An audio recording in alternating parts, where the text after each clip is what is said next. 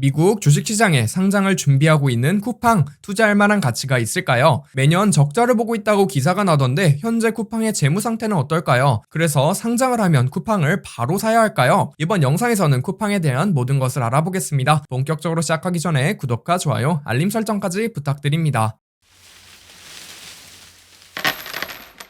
쿠팡은 한국에서 이커머스 플랫폼 및 물류 시스템을 구축하고 있는 기업입니다. 쿠팡을 사용하고 있는 유저의 수가 무려 1,485만 명이라고 하죠. 새벽 배송, 당일 배송 등 한국 이커머스 시장에서 혁신성을 보이고 있는 기업입니다. 성장 속도 역시 엄청나며 매년 매출이 거의 2배씩 성장하고 있습니다. 먼저 쿠팡에 대하여 간단한 소개로 시작해 보겠습니다. 스마트폰 애플리케이션 및 웹사이트로 물건을 주문하면 배송을 해주는 이커머스 사업을 하고 있는 기업입니다. 쿠팡이 직접 물건을 도매상 또는 제조사로부터 구매 후 판매를 하는 모델을 갖추고 있죠. 주로 소비자와 판매자를 이어주는 네이버 쇼핑이나 11번가와는 다른 점이라고 볼 수 있겠습니다. 쿠팡의 목표도 살펴봐야겠죠. 일단 미션은 고객들이 쿠팡 없이 어떻게 살았을까라는 생각이 들게 하는 것이라 합니다. 이를 위하여 최대한 낮은 가격으로 최대한 다양한 품목의 제품들을 최대한 빠르게 배송하는 전략을 취하고 있죠. 일반적으로 이커머스 업체들은 추가적인 배송료를 지불해야지만 빠르게 배송을 해줬습니다. 또는 많이 팔리는 한정된 품목에 한해서만 빠른 배송을 제공해줬었죠. 쿠팡은 물류와 기술을 병합시켜 영업 비용을 최소화 및 영업 효율화를 통하여 3마리의 토끼를 동시에 잡으려 하고 있습니다. 이를 현실화시키기 위하여 물류센터를 정말 많이 짓고 있죠. 쿠팡은 물건을 매입하여 물류창고에 정리해두고 소비자가 주문을 할 경우 물류창고에서 소비자에게 배송을 해주는 시스템을 갖추고 있습니다. 즉 물류센터의 개수와 배송의 속도는 직접적으로 연관이 되게 되죠. 현재 100개 이상의 물류센터들이 30개의 도시에 퍼져 있다고 합니다. 그리고 쿠팡의 물류센터는 현재 한국 인구 70% 거주지 반경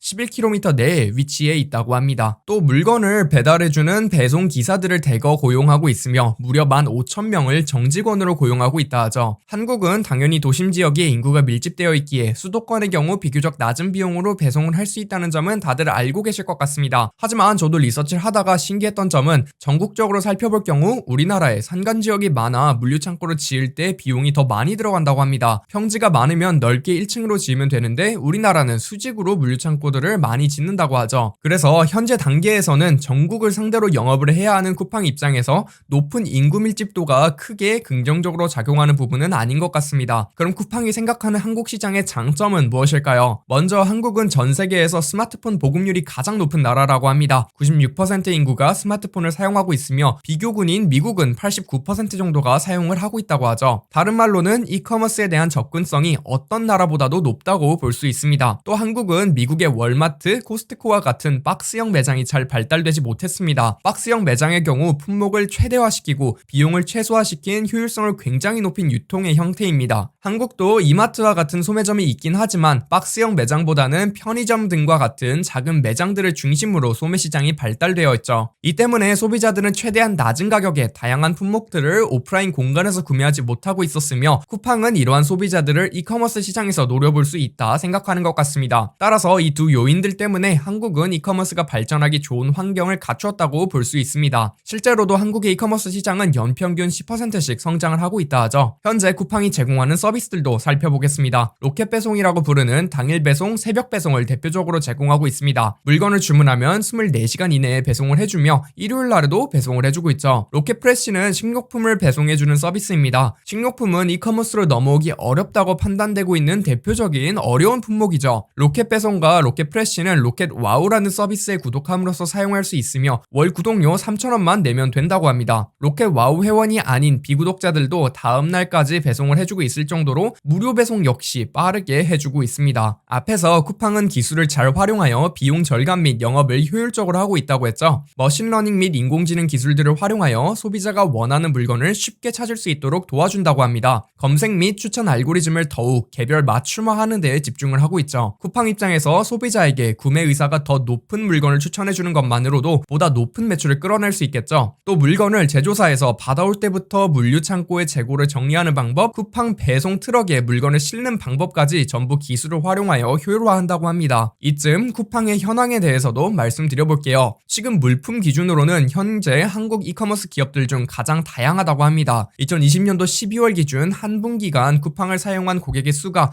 1485만 명이라고 하며 한국 인구가 5200만 명 정도가 된다는 점과 비교해보면 저희 생활에 이미 깊이 침투해 있음을 알 수 있습니다. 동일 기간 동안 1인당 결제한 금액이 평균 256달러, 약 30만원 정도를 소비했다고 합니다. 코로나 바이러스 때문에 2020년도에 거래 대금이 과도하게 높아지긴 했겠으나 그래도 굉장히 높은 수치이죠. 구독제로 운영이 되고 있는 로켓와우 회원수는 활동 고객의 32%라고 공시가 되어 있습니다. 단순하게 계산을 해보면 475만 명 정도가 로켓와우 구독자라는 것을 알 수 있죠. 더불어 로켓와우는 아마존 프라임과 비슷하게 매출을 발생시키는 서비스의 관점보다는 로열티 제도로 봐야 합니다. 쿠팡에는 475만 명의 고정적인 회원이 있다는 것을 유추해 볼 수 있죠. 쿠팡은 물건을 직접 구매하여 판매하기 전에 마켓플레이스 형태의 이커머스 플랫폼으로 시작을 했었습니다. 네이버 쇼핑처럼 제3의 판매자와 소비자를 이어주는 역할도 하고 있죠. 이 경우에는 셀러가 직접 소비자에게 배송을 하는 것이며 쿠팡의 풀필먼트 서비스를 사용하면 쿠팡의 물류 시스템을 사용할 수 있다 합니다. 쿠팡은 현재 입점되어 있는 판매자들에게 다양한 솔루션들을 제공하죠. 판매 증진을 위한 마케팅 솔루션 및 구매자들에 대한 통계 도구도 제공하고 있습니다. 최근 들어서는 더욱 다양한 서비스들을 추가해 나가고 있습니다. 대표적으로는 쿠팡 이츠가 있겠죠.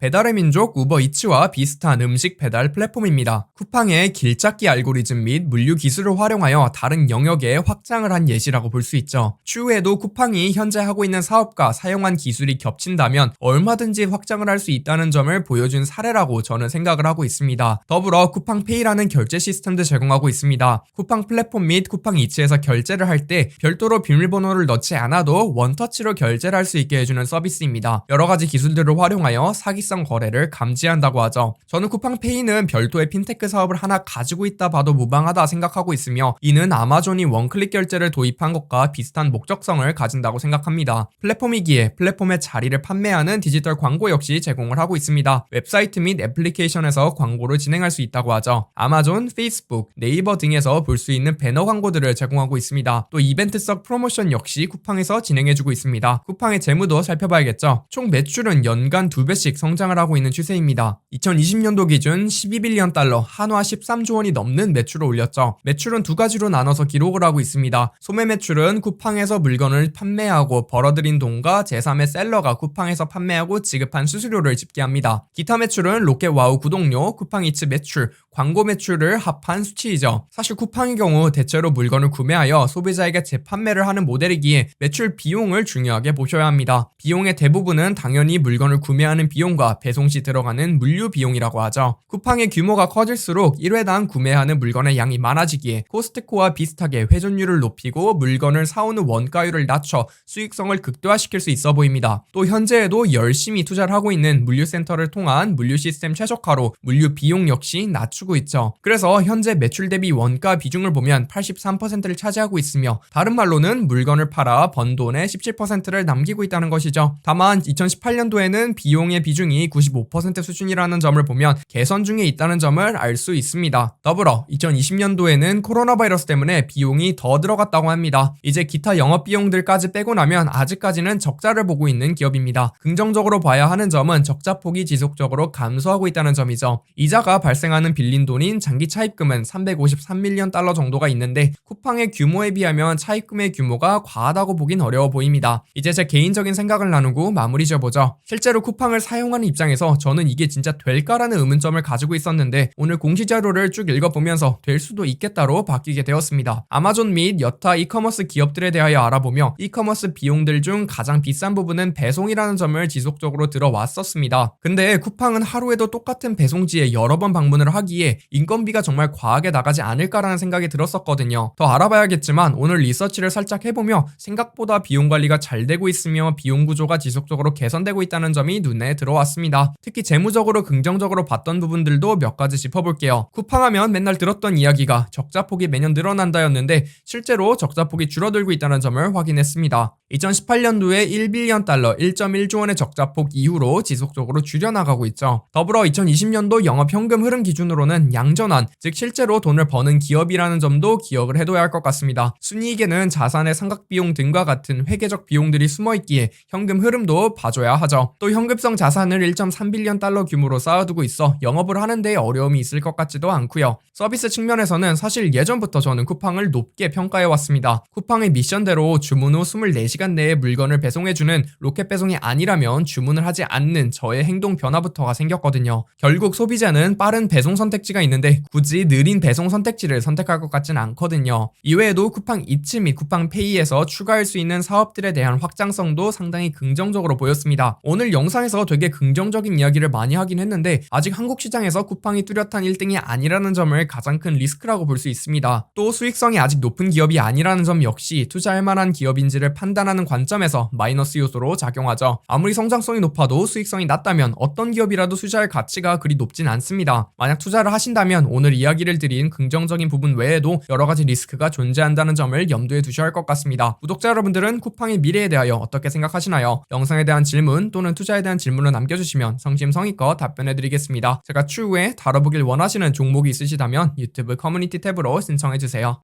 오늘 전해드린 투자 이야기 재미있고 유익하게 들어보셨나요? 더 많은 투자 이야기들이 준비되어 있으니 구독과 좋아요, 알림 설정까지 부탁드립니다.